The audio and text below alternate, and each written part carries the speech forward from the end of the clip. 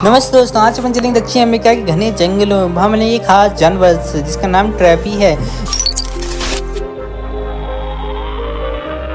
आज हम बात करने वाले ऐसे जीव के बारे में जो कभी शायद आपने देखा ना हो। जी हाँ, मैं बात कर रहा हूँ ट्रैफी की। ये ऑस्ट्रेलिया के घने जंगलों में पाया जाता है। एक ऐसा जीव की जो दिखने में थोड़ा अजीब सा लगता है, लेकिन जैसे जैसे आप इसके बारे में जानेंगे तो आप पसंद करने लगेगी। जी हाँ, दक्षिण अमेरिकी टेपरी को वैज्ञानिक भाषा में से कहते हैं टैपारिस टेरिस्ट्रिस, और आम बोलचाल में कुछ लोग इसे बिसाकाऊ भी कहते हैं। ये शांत, समझदार, थोड़ा शर्मीला, लेकिन जंगल के सिस्टम में इसका रोल बहुत बड़ा है। तो टेपरिया कोई नया या अनजान जानवर नहीं है। लाखों सालों से धरती पर है और आज भी ब्राजील, कोलंबिया और पेरू जैसे देशों में जंगल में शांति प्रिय रहता है। टेपी का परिवार घोड़े और गेंडे जैसे जानवरों के रिश्तेदार थे। घोड़े और गेंडे और टेपी तीनों एक ही पूर्वज से निकले हैं और टेपी ज्यादातर रेन फॉरेस्ट यानी बरसाती जंगलों में मिलते हैं। वो जगह जहाँ पेड़ की छवि होती है और जमीन गीली रहती है और पास में नदी या झरने हो, वहीं टेपी का रहना पसंद होता है। एक बात को, टेपी कोई शिकार नहीं करता। ये शुद्ध वनस्पति प्रेमी है, बस पेड़ों के बीच शांति से अपनी दुनिया बसाए हुए है। टेपी की मम्मी बनने की प्रक्रिया बड़ी लंबी है। 13 महीने का गर्भकाल,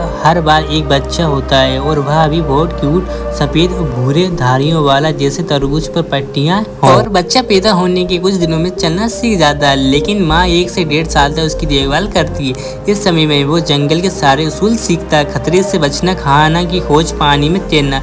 यही वो समय होता है जब टेपी की अगली पीढ़ी तैयार होती है। और जंगल में कोई भी अकेला नहीं जीता है। टेपी के भी दुश्मन हैं। जुगुआर कैमन, एक तरह का मगरमच्छ, और पाथन जैसी शिकारी टेपी को अपना आसान शिकार मानते हैं। लेकिन टेपी भी कोई अच्छा खिलाड़ी नहीं है। खतरे आते ही ये पानी में कूद जाता है और वहाँ छुपकर अपनी जान बचाता है। जरूरत पड़ने पे 40 किलोमीटर घंटे की स्पीड से तोड़ सकता है, भले इसका वजन 300 किलो हो। अगर कोई नजदीक आ भी गया तो इसकी भारी बॉडी, तेज पंजे और जोरदार धक्का शिकारी को पीछे हटने पर मजबूर कर देता है। टेपी की जनसंख्या 30 से 40 हजार के बीच है, लेकिन इनकी संख्या धीरे धीरे कम होती जा रही है। वनों की कटाई, अमेज़न या अन्य रेन फॉरेस्ट तेजी से पेड़ काटे जा रहे हैं।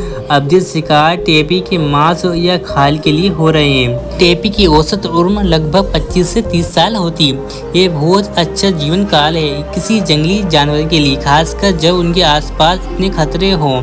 अगर इन्हें सुरक्षित माहौल मिले तो ये काफी लंबी जिंदगी जीते हैं। टेपरी एक दूसरे से बात करने के लिए अलग अलग तरह की आवाज़ें निकालते हैं। कभी सीटी जैसी, कभी कभी चीखने जैसी, और कभी कभी तो थोड़ी भौंकने जैसी आवाज़ें निकालते हैं। ये सब उनकी मूड और मैसेज पर निर्भर करता है। खासकर माँ और बच्चे एक दूसरे से बात करने के लिए इन आवाज़ों का उपयोग करते हैं। इनके बड़े शिकारी होते हैं। जगुआर और प्यूमा। टेपी अपनी मोटी खाल और रात में सक्रिय रहने की आदत से खुद को बचाते हैं, और जैसे कि हमने पहले बात की थी, पानी में कूद जाना तो इनका सबसे बड़ा हथियार है। जब कोई शिकारी पीछा करता है तो ये सीधे पानी में जाकर छिप जाते हैं और यहाँ तक कि घंटों तक पानी में रहते हैं। टेपी की त्वचा बहुत मोटी और सख्त होती है। ये इन्हें जंगल में कांटों, झाड़ियों और छोटे छोटे हमलों से बचाती है।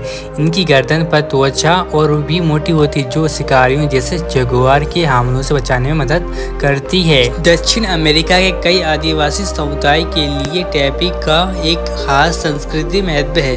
कुछ जनजातियां की कहानियों और लोक कथाओं में टेपी को एक बुद्धिमान या रहस्यमय प्राणी के रूप में दर्शाया गया है। कुछ जगहों पर इनका शिकार भी किया जाता है, लेकिन अब कई आदिवासी समुदाय भी इनके संरक्षण में महत्व साझेदार हैं। को जानकर हैरानी होगी कि टेपी के मुख्य 4 प्रकार होते हैं। दक्षिण अमेरिका टेपी, मालयन टेपी जो एशिया में पाया जाता है, पहाड़ी टेपी और बॉर्डर्स टेपी जो मध्य अमेरिका में मिलते हैं। और इनमें से मालयन टेपी बाकी टेपी से अलग दिखता है क्योंकि उसके शरीर पर एक बड़ा सा सफ़ेद या ग्राफ मैच होता है, जबकि बाकी घेरे भूरे या काले रंग के होते हैं। ये दिखता है कि ये प्रजाति कितनी विविध है।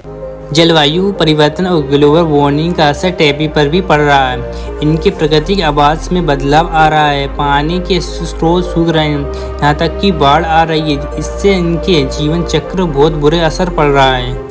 टेपी को अक्सर जंगल का गार्डन कहा जाता है क्योंकि वे अन्य प्रकार के फल खाते हैं और बीज उनके मल में फैलते हैं। ये भी जंगल में न्यूनतम 100 से 200 मीटर दूर जाती है, जिससे पौधों की विविधता बढ़ती है। दलदली भूमि में चलते समय नए रास्ते बनाते हैं, जिससे अन्य प्रजातियों के लिए मार्ग इस्तेमाल होता है। मध्य एशिया या पूर्व उत्तर अमेरिका से उत्पन्न फिर यहाँ दक्षिण अमेरिका और एशिया में फैल गए।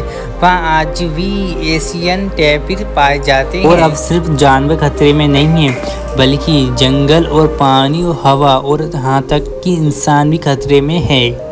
और आज धरती पर 80 लाख से ज़्यादा प्रजातियाँ थीं, लेकिन अब हर दिन 150 के करीब गायब हो रही हैं। और हर घंटे एक जंगल का टुकड़ा कट रहा है, हर मिनट जानवर मारा जा रहा है, और हर सेकंड इंसान अपनी खुद की जड़ों को काट रहा है। ये कोई फिल्म नहीं चल रही, ये हकीकत है।